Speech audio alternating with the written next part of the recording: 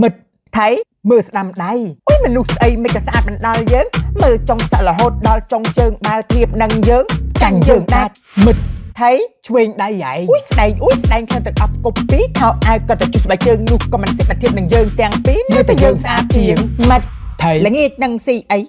គ្នាមិនចេះរញ៉េរញ៉ៃស្អីក៏គ្នាស៊ីទោះ steak pizza burger ឬក៏មីសាច់អាំងក៏គ្នាស៊ីថាឲ្យតែហែងប៉ាវអូខេគ្នាប៉ាវស៊ីអំបិលអូខេគ្នាប៉ាវស៊ីអំបិលថាអូខេគ្នាប៉ាវស៊ីអំបិលថាអូខេគ្នាប៉ាវស៊ីអំបិលមិត្តថៃមើលសក់គ្នាអុយអាពុំងារសក់ហែងស្អាតណាស់គ្នាមើលមកកាលេស្មានអាស័យដោះបច្រាស់រួចអានឹងសក់ចាស់ឬក៏ទិញពាក់ថ្មី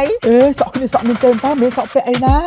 សក់មែនតើនេះគ្នាស្មានតែសក់ពាក់ចុះបើចង់បានសក់ស្អាតដូចហែងដែរណៃប្រើ D shampoo ឆាប់ស្អាតតម្លៃគេក៏ធូរហែងតែកាន់តែយូរសក់កាន់តែស្អាតសក់ហែងបែកចុងប្រុងបែកដល់គល់ធ្វើបញ្ញាប់ជួសគល់ដោយ D shampoo សក់ highlight ពណ៌ខូចតាំងពីយូរប្រើ D shampoo មើលមកលាស់ផលឈុត D shampoo មានសក់មានអបប្រើបានមកចាប់តក់អបពេញចិត្តរូបមន្តក៏នឹង3ឆ្នៃល្អពិតម៉ោះមិត្តដាក់មកឈុតសាកមើល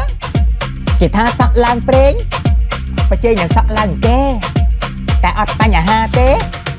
សាប៊ូនេះជួយបាន